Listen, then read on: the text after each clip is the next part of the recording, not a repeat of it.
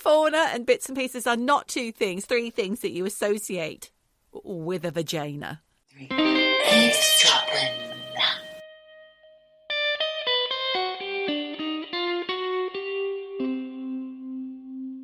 Hello, Michelle.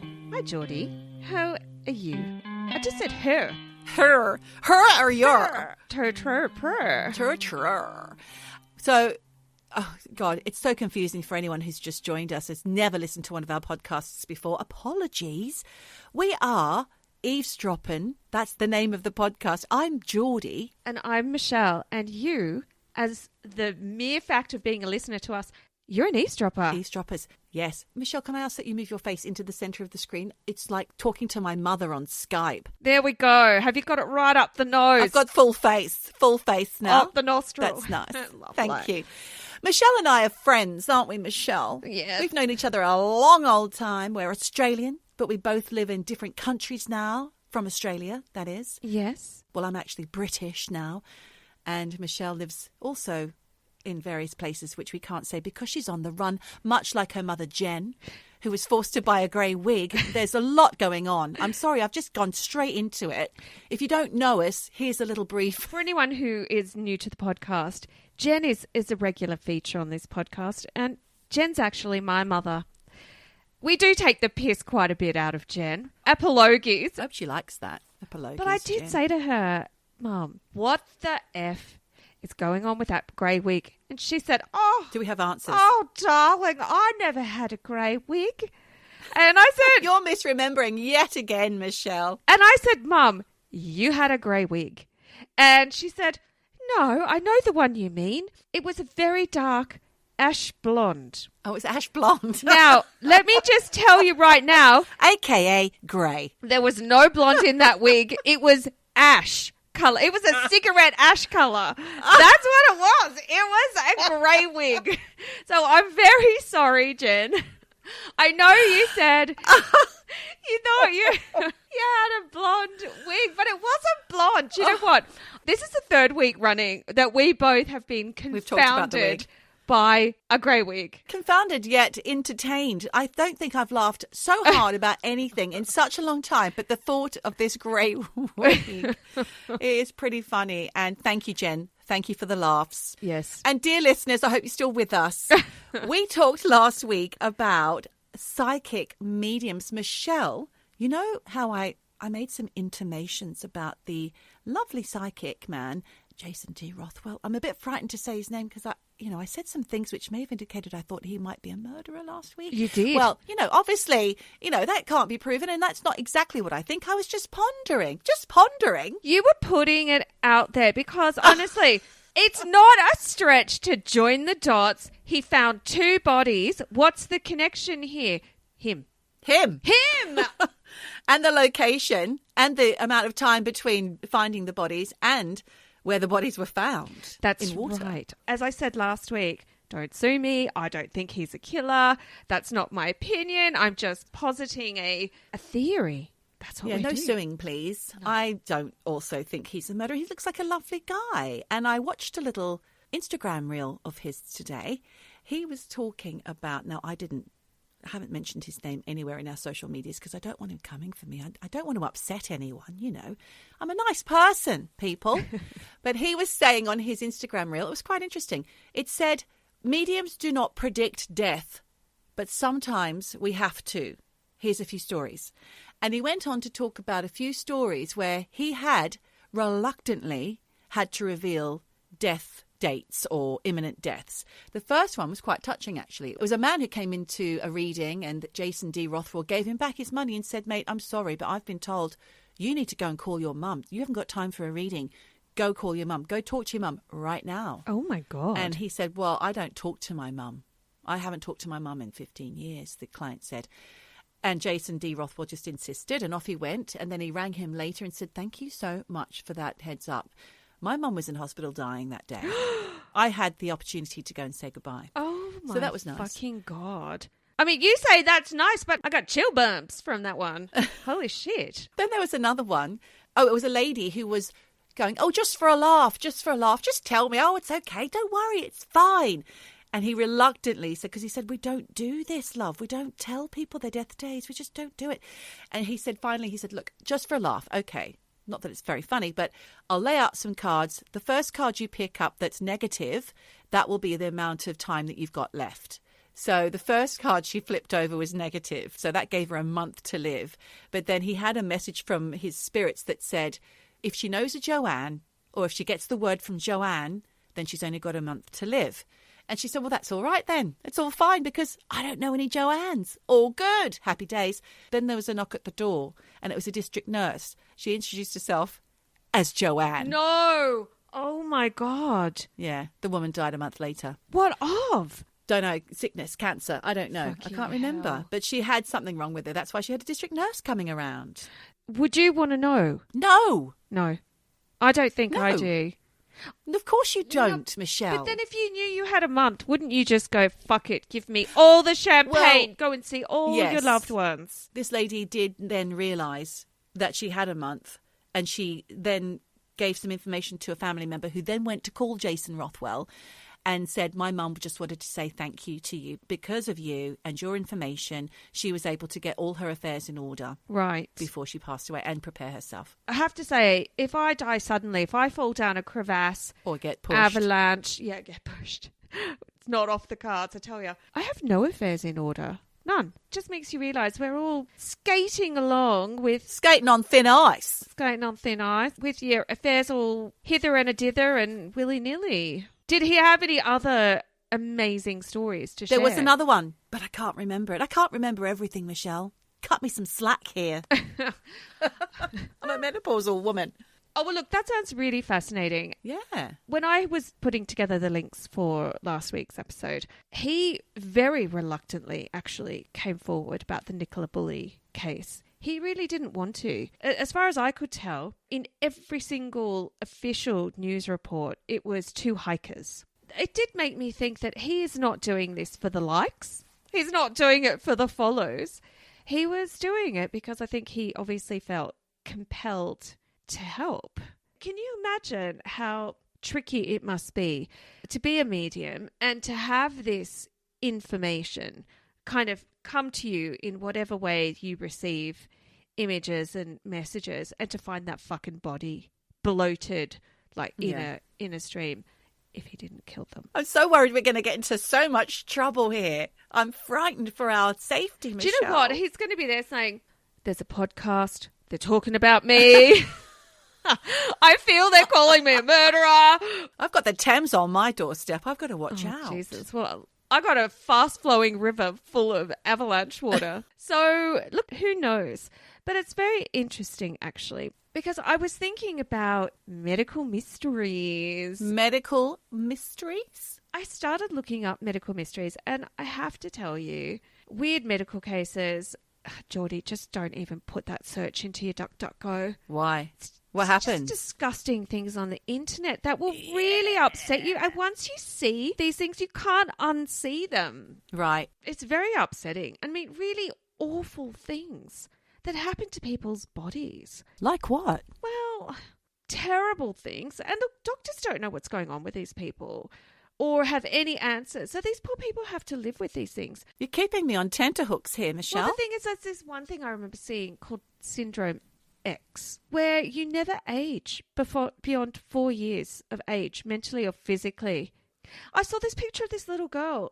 She looked 4. She was 20. Oh. She didn't live, you know. And then there was this one kid who just overnight, he lost his appetite for food and liquids. Oh, shit. And now he has to be force-fed for life. Oh, God. To stay alive. The doctors are like, what the fuck just happened? He was a normal kid one day. The next day, doesn't want to eat or drink. Oh, and it's not even doesn't want to. If there's something they think medically, not mentally, he just doesn't eat or drink. And then there's this other one. And honestly, don't look this up because it's really distressing. It's not a mental illness. It's like a physical feeling. They feel that they have bugs crawling under their skin. I've heard about this. This can come and go, actually, and it is mental as well as... Yeah, it is mental. It's not mental. It's just a mental condition, I think. Well, they're actually saying that there are sensory issues. Oh. So it is a physical feeling. So it's a physical feeling and a physical cause. They just don't know what it is or why. It can come on during menopause and it can come on during... Don't say that, Geordie. Yes. Don't scare people. Sorry, but it can, because you can feel itchy. I mean, everything that you're experiencing during menopause is real. And there's 100 different symptoms that you think, what's this? Oh, guess what? It's because of the menopause. It's either menopause or fucking cancer. Oh, stop. Dr. Google anything. Everything always leads to cancer. It's terrifying. Just don't do it, people. Just live. But skin scratchy, feeling like there's bugs, it is a neurological and sensory thing. I mean, I guess then it becomes quite a psychological issue because mentally you're just like, I cannot stand the feeling of these fucking bugs. And these people are ripping their skin to shreds. So they are covered in scabs and all sorts of things. Look, while I was raking through the muck on the internet about medical stuff, I have to say, I think I am the perfect target for all that kind of thing. Because I love, anyone who knows me knows, and this is quite disgusting, and I'm happy to admit it. Here it comes. I love squeezing a spot. There. I love it. I have been known to watch those terrifying videos on YouTube of people with big cysts that they squeeze and out comes a river of pus. Oh, trigger warning. It just doesn't end. That's horrific, Michelle. Trigger warning to those of you who have a sensitive disposition like myself. I can't stand it. It was a juice dropper. I'm sorry. That is quite disgusting. But you know what? My sister alerted me to this TV show called Dr. Pimple Popper. Yes, I know. You've watched it with my husband, who, by the way, loves it as well. Yes. And he also accuses me of neglecting him because he's got blackheads on his back and I'm supposed to be the one just, oh, man, it's the worst thing ever. You tell Paddy I'm his girl. I'm in there. I'll give it a good old squeeze. I love all that stuff. I also love reading accounts of people who go online and they say, I cured my whatever. You know, like, I cured my rosacea by taking a supplement. And then you read it and you're like, it's a fucking supplement you've never heard of, some herb you've never heard of. $100 for the supplement. Dang, I'll drop that money. I'll give it a try. Like, I am such a sucker for this shit. Right. I'm an easy sell for con men selling snake oil. So with that in mind, yes, Geordie, I came across a guy called Anthony William, and he calls himself the medical medium. Oh. He's a medium who says he can diagnose medical conditions. And honestly, like, I love the sound of this. No blood test required. No. And no medical training or doctor certification required either. No. I'm not sure about this guy. So please. Proceed with caution. Yes, really. Check him out, but proceed with caution. This guy says he first realised he had the gift of this medical mediumship at the age of 4 because he diagnosed his grandmother, who at the time was completely symptom-free. 4 years old, he turns to her and says, "You've got lung cancer." What? And she's like, "What the fuck?" I'm not sure if Granny said, "What the fuck?" Yeah, she probably didn't. Foul-mouthed Granny. Probably didn't. What the fudge? It's maybe what she said. She went and had tests. Boom. She had lung cancer. Oh. Yeah, verified. And he says spirit, or what he also calls divine voice, tells him what's wrong with people. And in fact, he did an interview with Refinery 29. It's a website. I love that website. Yeah, me too. He says this voice gives him medical information about the people around him. And this is a quote. "Just like you'd hear your best friend talk to you in your ear, just like you, Geordie." He didn't say that. Whisper, whisper. He said, "That's how I hear the voice." He said it's not like other mediums where they hear it inside their head or they get a vision or they see a colour or see something like that. Yeah. I'm hearing it as if someone's talking to me. It's actually quite annoying. Oh, so it's a little bit like tuning in unnecessarily, like putting an unwanted podcast in your ear. Or a bit like what happens to our very own psychic, Hazel, the psychic real estate agent, who has appeared on this show previously, or told us stories at least, who gets tickling on her ear and cheek and then people talking to her while she's trying to show houses. That's right. I did actually have a moment where I thought this is very Hazel. It's very Hazel what's going on with Anthony. He hears things. If that's true, I mean, at 4 years old, probably lung cancer for your granny is not something that you get a vision of or whatever. No, you wouldn't have any frame of reference. No, so I think that's when he first knew he had some kind of special gift. Yeah. He also says that through his gift, and this I find interesting, he understands unique healing properties and protocols that other people don't understand, including doctors and scientists. Uh-huh. You know, he says that he understands things that science has yet to discover. What? Yeah. So basically what he's saying is he can tell you what's wrong with you because spirit tells him. Yeah. And he also understands things about foods and heavy metals and viruses and toxins and the way our body works that science doesn't know yet. Wow. Are you with me? Kind of. Now, when I was reading that, I thought it's a pretty good get out.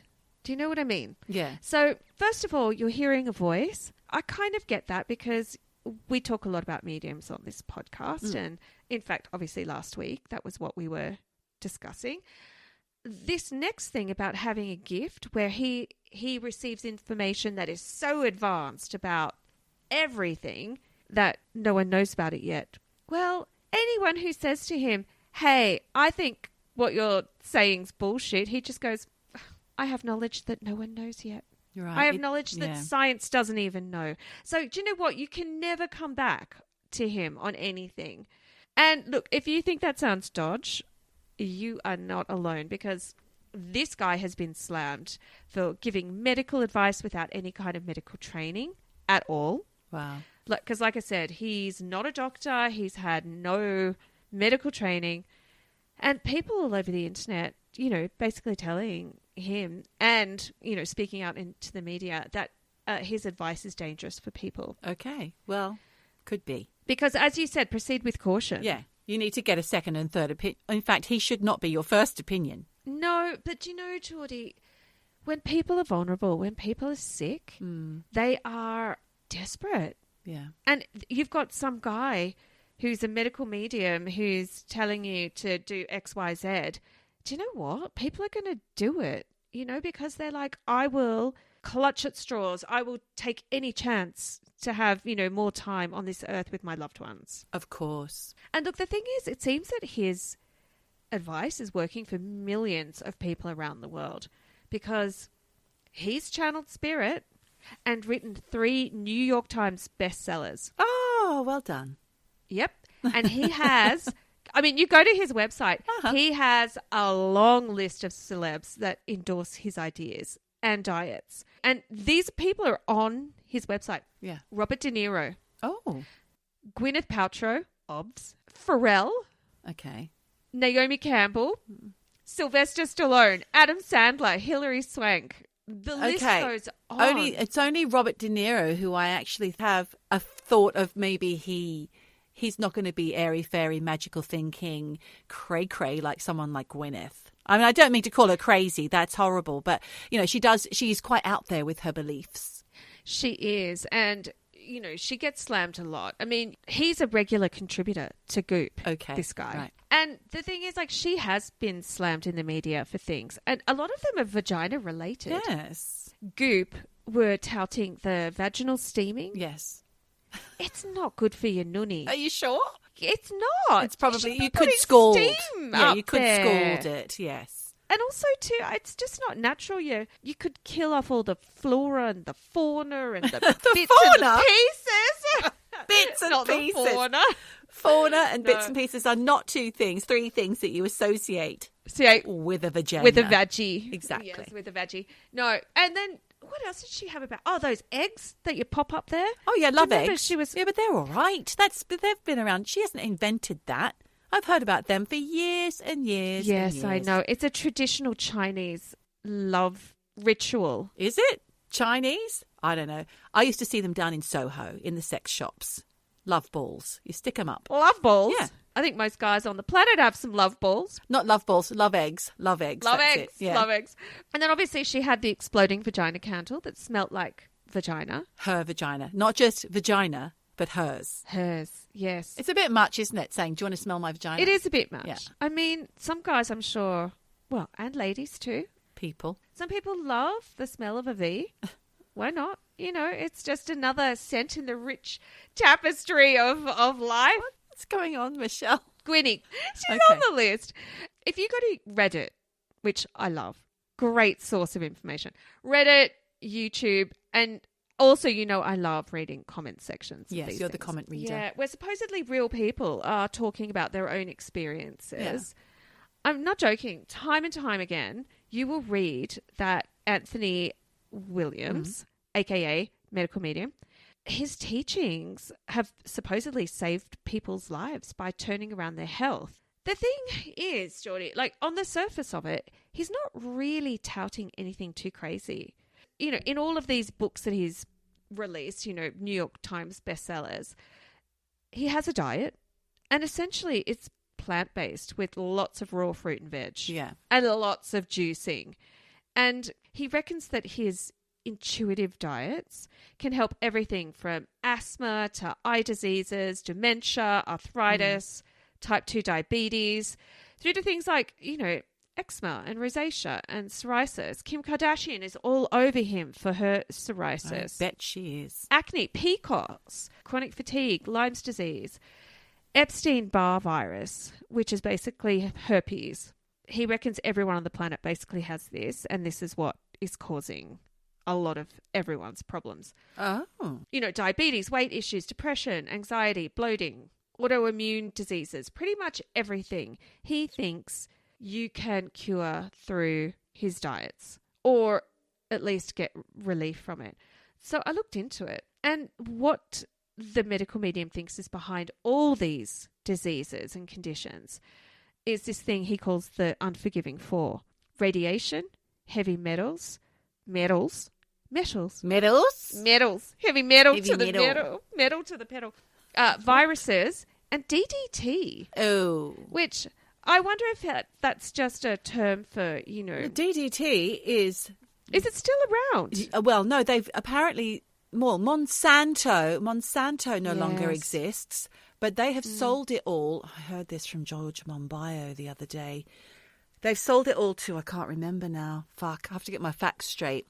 But DDT, the thing is, the half-life is years and years and years. So even if they're not using that as weed killer or insect killer or whatever it is that they use it for, you know, in spraying crops, in our food, in our atmosphere, in our air, its half-life is so long that we are still suffering the consequences of the heavy use of DDT man. in the last century. Now, I've made that fact up. Okay, we need some verification on that. So just pinch of salt with that, people. There's a kernel in there, but we'll Soz. get the truth. But just not right now. So medical medium says DDT is a big problem. It's a big bad thing. Of course it is. And he says that when more than one of these things collide from this unforgiving four, boom, you'll get symptoms. For example, when a pathogen like Epstein-Barr virus, which, like I said, super common type of herpes, a lot of people have it, don't even know. If the Epstein-Barr virus is in your liver and feeding off different toxins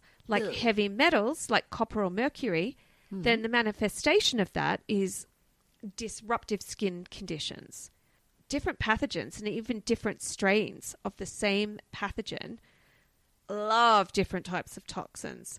Eczema appears when it's half copper and half mercury, and they interact with a virus, most commonly this Epstein-Barr virus. Psoriasis happens when 3/4 copper and 1/4 mercury coincides with a virus. Again, most likely Epstein-Barr. And depending on the combo that you have in your liver, you'll get a different rash. The way he treats a lot of this is mainly through healing foods and a diet high in raw foods, mostly plant-based, like heavy on fruit and veg, and spices and herbs and supplements. Yeah. He loves spirulina and all that kind of stuff. And he's not anti-sugar, actually, because he says if the sugar is naturally present, Like fructose in fruit. and is inseparable from the food. So, for example, fruit, the sugar in fruit is inseparable from the healing properties of the fruit. So, therefore, it's beneficial. I agree with that. Yeah, I do too. I think it actually sounds really sensible. But he says sugar that's been extracted and produced, like cane sugar, sugar beet, they're to be avoided. They're not natural. They're not inseparable from the healing properties of the food as a whole. I actually think that sounds pretty sensible. Okay. But the thing he's really known for, and which made him famous, I mean, this guy's profile exploded during the pandemic. He's the guy who's single-handedly responsible for the celery juice craze. Ah. It's him. And he's all over celery. Well, it makes sense because celery, when you eat it, maybe not when you drink it, but definitely when you eat it, you can burn more calories than it gives you. Yes. Well, this is not just for weight loss. He says basically celery juice, the juice, is a new superfood and it helps clean out your body. It's pretty simple to do. He says that drinking a glass of pure celery juice every morning on an empty stomach will help your body get rid of toxins, pathogens, heavy metals. It will heal chronic issues from the inside out. I'm going to do it. With the main focus being on detoxifying the liver. Honestly, Geordie, that's exactly what I thought too. I was like, do you know what? Even if this guy's a quack, how hard is it to buy some very unsexy celery? Because let's face it, it's not a sexy veg. I love a bit of celery. Yeah, and a Bloody Mary. Yeah. You get your celery and you juice it up on an empty stomach. Like, it's actually not hard to put this to the test. I'm going to do it. And the thing is, he also, because he says the celery juice will detoxify the liver. Great. Which is where everything, he thinks it's the source of pretty much everything. I think my liver needs a bit of help at the moment too. So I'm going to start that next week. Well, I was thinking of report doing it back. too. Maybe we should do it. We should do a Yes. check-in on the medical medium celery juice diet.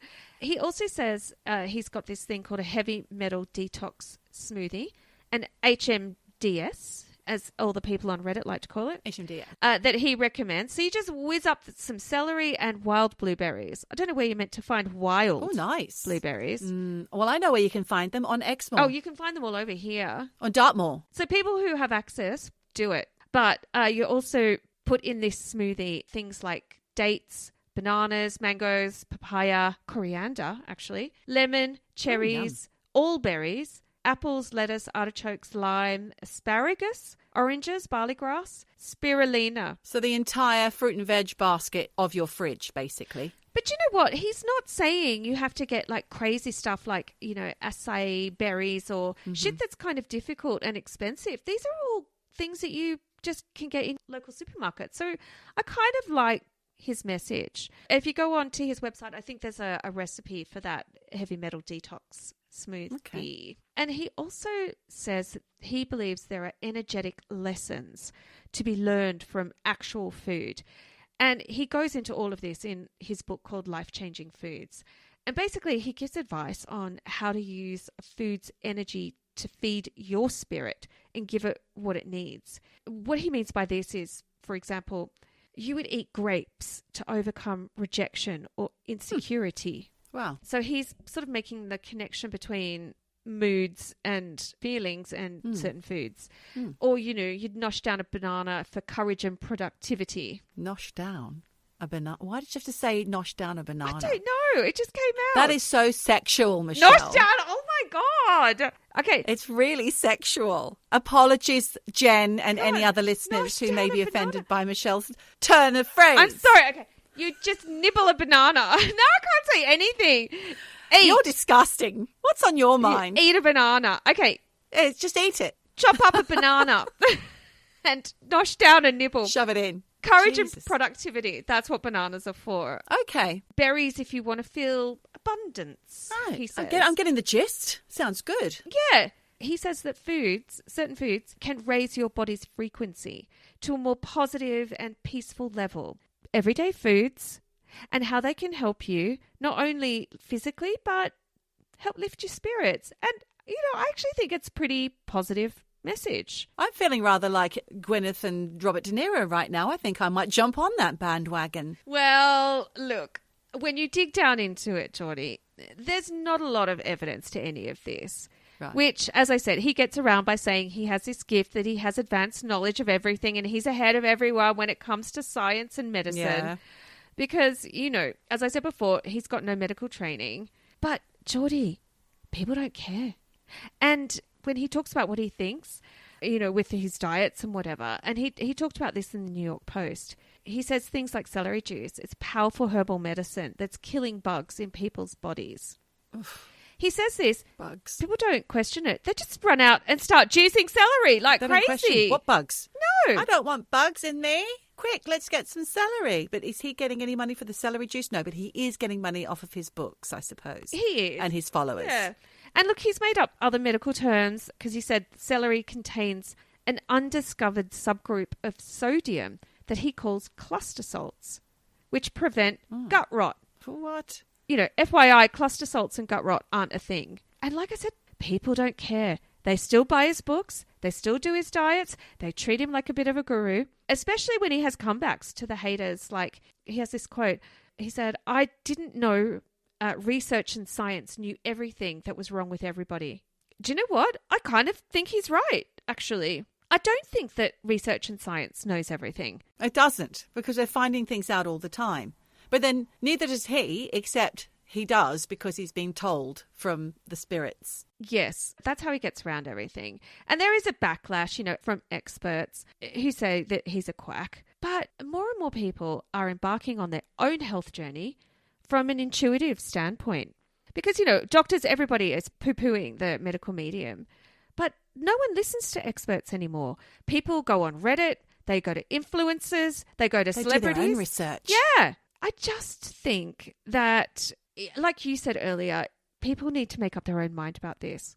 You said about followers and how he makes money. Well, look, he does make money and people love whatever thing he's talking about, because I did a little research and I just checked out some hashtags. On Instagram, there are 345,000 posts with the hashtag celery juice. Oh. So a lot of people are doing this, right? There's 104,000 posts with the hashtag celery juice benefits, 53,000 posts with the hashtag celery juice heals.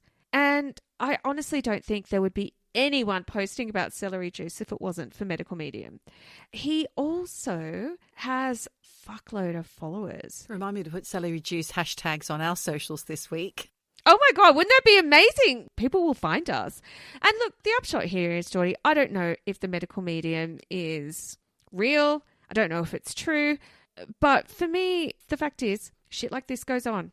I believe there are people who do have a gift for intuitively knowing what's wrong with people.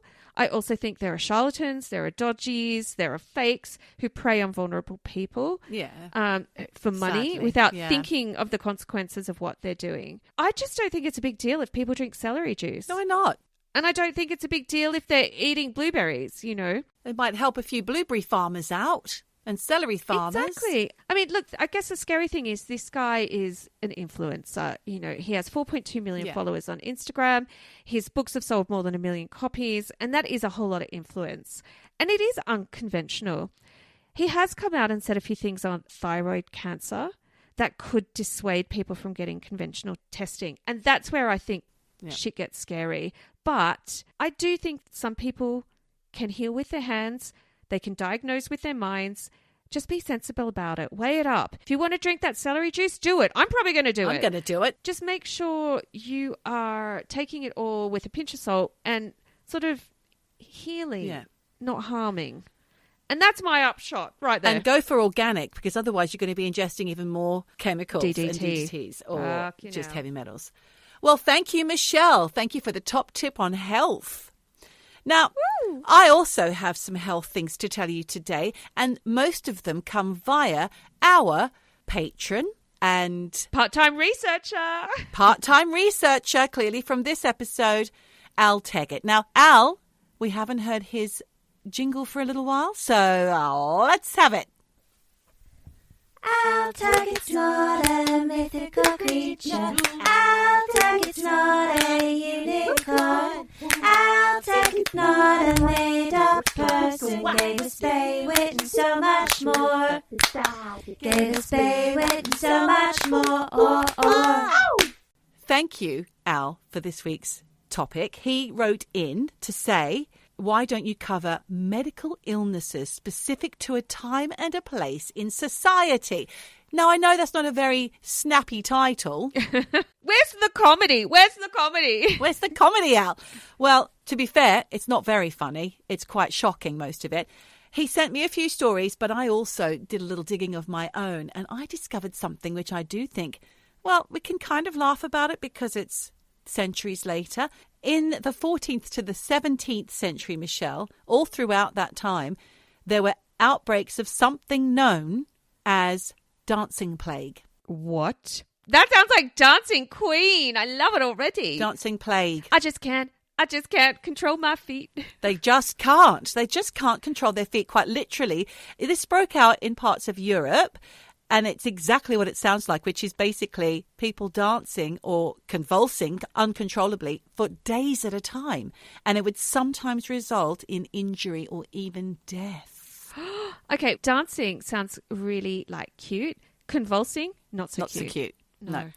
The most famous outbreak can be traced back to a lady called Frau Troffea in 1518, which is in Strasbourg, Alsace, now France. Oh, I was going to say Germany. It's in France now. It's France. She just walked out of her house one day onto the street and began dancing, seemingly unable to stop. She kept on dancing until she collapsed from exhaustion, and then she had a little break, but then she got straight back into it again. And not all smooth moves either, Michelle, like you've just intimated. It was frenetic, convulsive movements, by all accounts, quite mad looking. A little bit. David Byrne? Well, I was Peter Garrett? going to say Peter Garrett. Peter Garrett from Midnight Oil. Bez. This carried on for days, and within a week, I think dancing like Bez for days or weeks on end, I think he can probably do that with not even breaking a sweat. Maybe. It's like walking and talking and breathing, really, his kind of dancing. This one's a bit more crazy. She danced on and on for days, and within a week, more than 30 other people had caught the bug, and they danced until they hurt themselves or beyond. And this went on from July that year until September, and affected between 50 and 500 people. Fucking hell. Just as a quick aside, this reminds me of when I was looking at the medical mysteries. A very similar thing happened during the pandemic with girls and ticking. They got ticks. They think they caught it through TikTok. Right. It's a very strange thing. Very strange. And I feel like there's a connection, a parallel here with this dancing. Yes, there could be. Historical documents and notes issued by the Strasbourg City Council confirm that the event actually did occur. And it attracted the attention of the Strasbourg magistrate and bishop and some doctors who ultimately intervened, getting these dancers into hospital and getting them some treatment. Well, they probably strapped them down or gave them straitjackets or something. Or maybe they jogged along with them. Come on, let's get in there. To the left, to the right. Other dancing outbreaks occurred in the medieval age, including in the 11th century in Saxony. That's probably Germany. I didn't look it up, but it's probably more Germany. But the reasons for it were put down to demonic possession. That old chestnut. Oh, I love it. A little bit of the devil. Exactly. Dance for me, devil. I don't know what I'm saying. In 15th century Apulia in Italy, a woman was bitten by a tarantula and she began convulsively dancing. But then she was the only one. Okay. Going back to these Alsatians all dancing around like crazy during July to September, basically a summer in 1518. Summer of dancing. The summer of dancing. At some point, town leaders figured out that maybe organised dancers would cure the afflicted, so they arranged a dance hall along with music and professional dancers to help those to continue dancing. But sadly, Michelle, it had the opposite effect. It blew up in their faces, and from that, it appeared to peak with all the people joining in. So it became absolutely banned. Everybody had it at this point. They just kind of exacerbated the whole problem.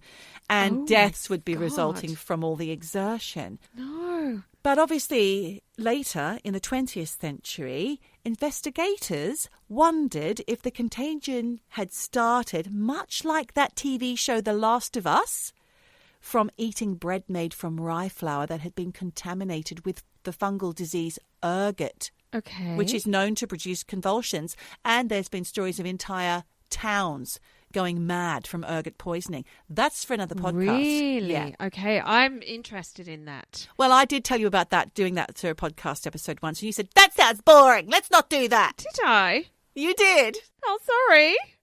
The most widely accepted theory is from an American medical historian called John Waller, and he said it was more like a form of mass psychogenic disorder, which I think links back to what you're saying about the TikTok girls, literally TikTokers. Yeah. And this was exacerbated by accompanying famines, smallpox, and syphilis, which caused major stress for inhabitants of Strasbourg. So you're telling me that this TikTok epidemic of ticking teenagers, it's very difficult to say, happened during the pandemic. It did. That's a stress. Yep. So maybe it is psychogenic. I wouldn't be surprised because obviously you can't catch a tick. It's not a disease. It's something else. I don't know. We can look into it when we look into the rye flour. Now that we're allowed to, because Michelle thinks it is interesting now.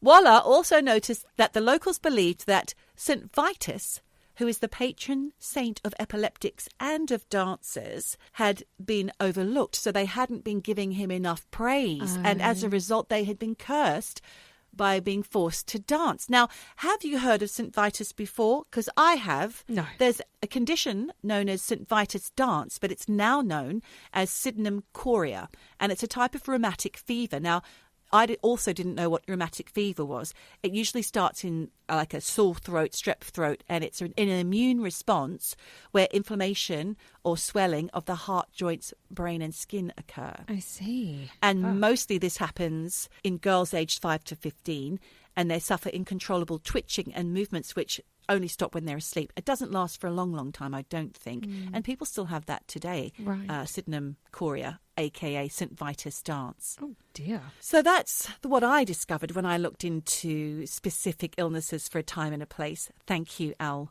Teggett.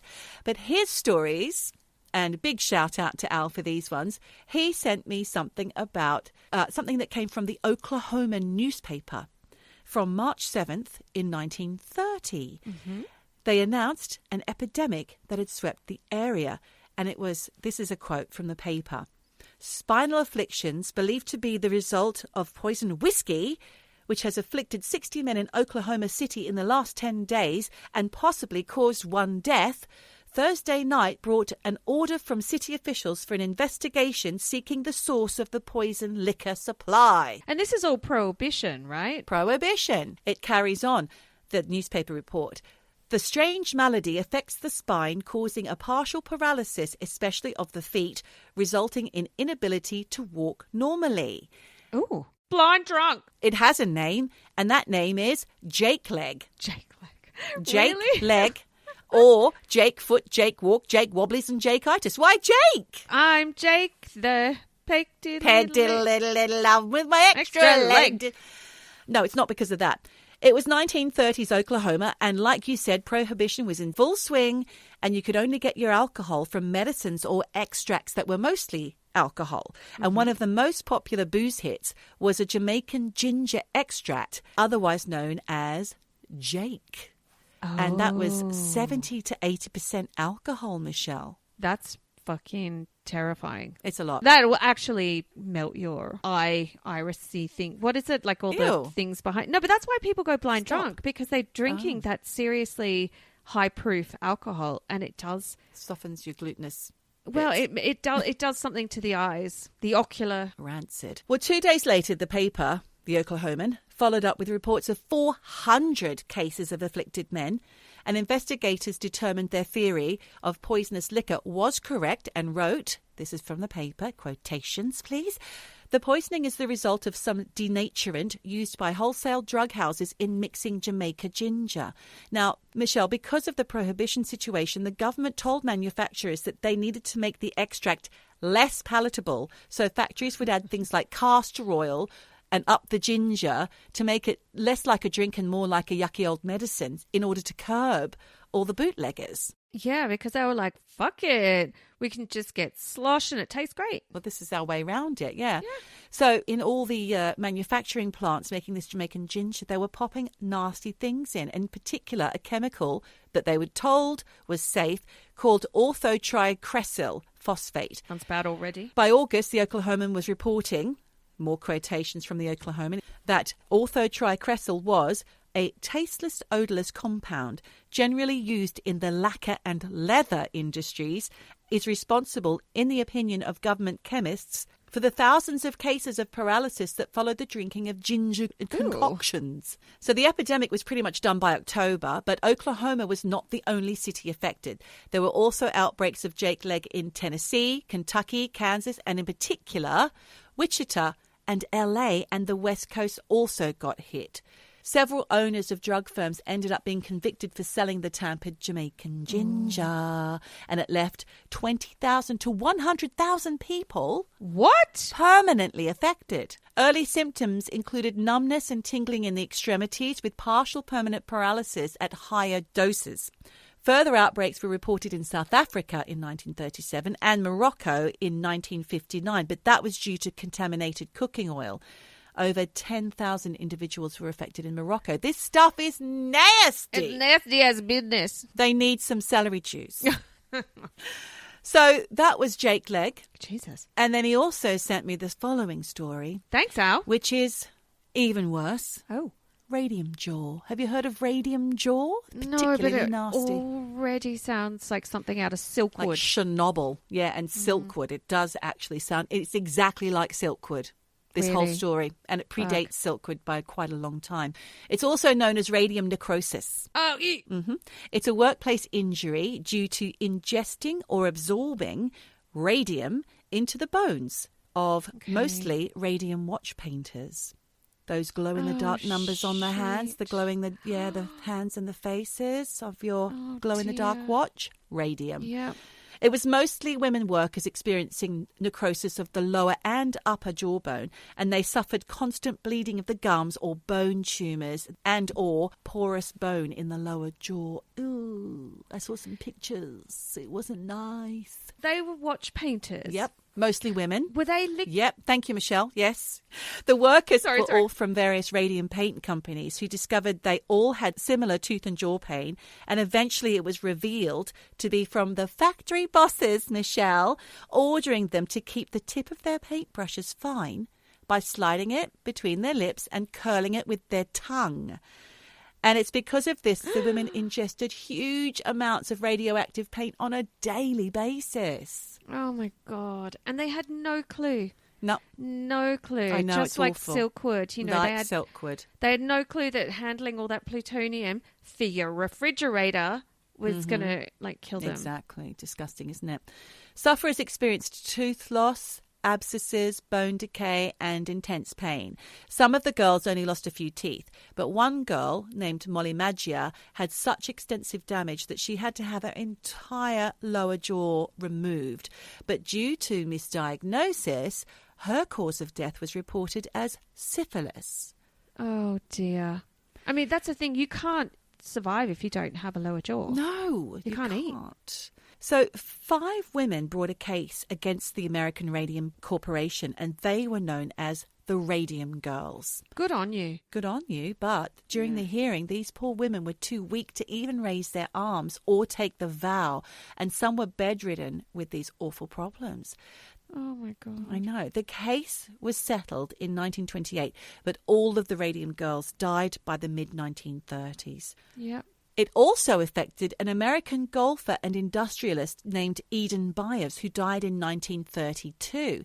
He ingested large doses of a medicine called Radium of his own choice over a period of several years because it was being marketed as a wonder drug. And at the time, radium was the elixir of life. It was liquid sunshine. It was all these wonderful things to give you energy, and people were knocking it back.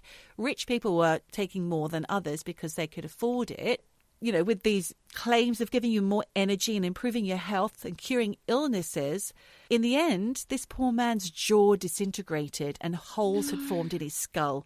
And he suffered bone decay and infections all through his body. Fucking hell, that is awful. Where there's blame, there's a claim. Oh, okay. No. Oh. He didn't, because he was dead, Michelle. Well, he's dead. Yeah. Well, I didn't know if he kind of made the connection, joined the dots, and then thought... No, I don't know. Well, people did. They did figure it out very quickly. Radium continued, though, to be used in watch faces until around 1969. But workers operated under safer conditions by then. Now, I recently got a watch, and I wondered if I'd ever worn one with these glow-in-the-dark hands or faces, what would it do to me? Yeah. And what else have we innocently ingested and not realised it's deadly until it's too late, a.k.a. Karen Silkwood and her... The plutonium, yeah. It's horrific, isn't it? It is horrific, but then, you think... Celery juice? I feel like celery juice is pretty harmless compared to all of this. Do you know what I mean? Good. Celery is a vegetable. It's not a manufactured evil element. Yeah, true. Unless it's been coated in all these nasty... Well, DDT and whatnot. And you never weed know. Killer. With the Radium watch, I mean, if you have the glow-in-the-dark numbers, and I think I did have a glow-in-the-dark numbers watch when I was I feel like my kid. granddad would have. Yeah. Could that have gone through somehow and I just wonder. onto the skin? Yes. It's just scary. All of these things. What if you crack the face? The face of yeah. it? All these things in good faith that you... They still exist. These watches are probably still in antique stores. Yeah. Be careful, people. That Radium is not going anywhere. People! Listen to me! People! Don't do that. People! I told you, people. People! Scary stuff. People! Well, thank you so much, Geordie, and our Tegan. Amazing stuff. It's scary. He's definitely earning his keep, even though it's him that's paying us as a patron. And you too could be a patron, listeners, if you'd like to. You get your own jingle. Yes. For the next 5 people that sign up, you will get a jingle. We and that's my promise to you. And those things, they ain't free. No. But they are to you. Sign up, people. Lifetime of enjoyment. And you can find the link to our Patreon on our website and also on our YouTube channel. Yes. Now, TV Rex, Geordie. Oh, yeah, I was going to ask you, Michelle, have you watched or listened to anything interesting this week? Yes, 2 things, actually. The first one, I don't know how I stumbled across it, but it's a podcast. It's called I'm Not a Monster. Mm. It's all about women who basically join ISIS. Oh, that's political. Really interesting. And it's been in the news in the last couple of weeks. Shamima Begum, she was one of those teenage girls who left East London and didn't tell their families, just went off and joined ISIS, went to Syria.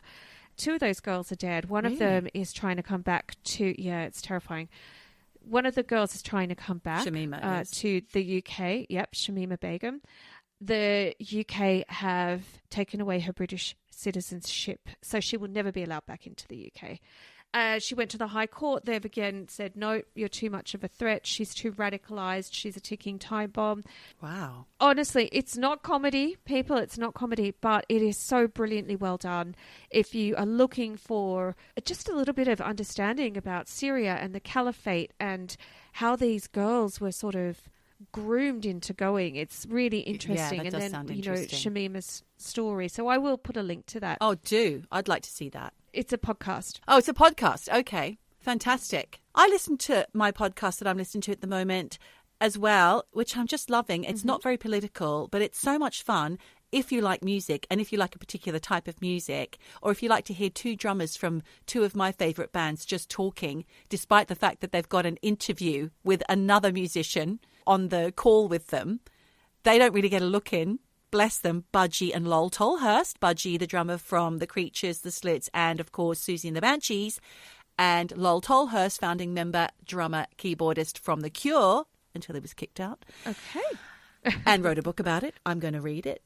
But they are so much fun to listen to. Their anecdotes and their little gems are so lovely. I love them both so much more now. What's the podcast called? Curious Creatures. Give them a little plug. There are other podcasts. So listen to that if you're into 80s music, I suppose. Oh, it sounds great. It's so fun to listen to because I'm really interested in those bands for a start. I loved all of that era of music. Still do. Yeah. I still listen to Susie and The Cure. The Cure, amazing. Well, look, I'll put a link to that for people. Yeah. And look, all of our links live on our website. That's where you get the good stuff. www.eavesdroppinpodcast.com. That's where you get the good shit from us. Oh, Michelle, that's so kind of you. I watched, quite by accident, wasn't looking for this, a documentary on Paula Yates. Oh, I've heard about that. Yeah, it's on Channel 4 in the UK. To be fair, Geordie, I didn't know much about her because, I didn't grow up watching The Tube or any of those, or The Big Breakfast, those influential things. We really sort of heard about her when she started going out with Michael Hutchence, obviously when she was with Bob Geldof because he's an international figure, but she never infiltrated my childhood in a way that people growing up in the UK during the 80s were influenced by her. And her story is tragic. It's such an interesting documentary. I found her fascinating. She was a lot smarter and a pioneer in many ways. Oh, yeah. Things that you don't really realise. She was doing things that people take for granted now. She started it all. When she became a mother, she started talking about parenting in a way that no one else had spoken about parenting. Now, that's, mummy bloggers, that's all people do. You know. No, she was definitely an amazing and inspirational woman for sure. And I always knew that of her. I'd been in this country for more than 30 years, so I definitely got to see the influence that she was everywhere. She was the it girl in media. I didn't really sort of understand her influence on British culture and the way they turned on her. It's really awful. So yes, if you're looking for something to watch, it's a 2-part documentary. Yeah, I really enjoyed it. Great. I'll watch that. You do it. You do that. I will do that. And of course, just for anyone who's a Ted Lasso fan, I am. Season 3 has started. Loving it. Episode 1, not so good. Episode 2, they're back in their swing. So, yeah. Okay. Lovely recommendations. Has anyone out there, listeners, got any recommendations for us? Do write in. It's hello@eavesdroppin.com. Is that right? Hello at eavesdroppinpodcast.com. Podcast.com. God, Geordie, get it right, you stupid bitch. We always love it when you write in, so please do. And we love it when you tell your friends. Share, like, subscribe, all of that. All of that stuff. It does make a difference. It really does make a difference to help people find us. The British Podcast Awards are coming up soon. I will be harassing you more in the run-up to that, but we are going to enter yet again. Not that it will make any difference because we're up against massive giants, but you can help us get there by voting. Thank you. We'll tell you more when it comes up. But in the meantime, you know what you got to do. That's true. Wherever you are. Whatever you do, just keep eavesdropping. Eavesdroppin', eavesdroppin', droppin', eavesdroppin', droppin', eavesdroppin', eavesdroppin', Droppin', droppin'.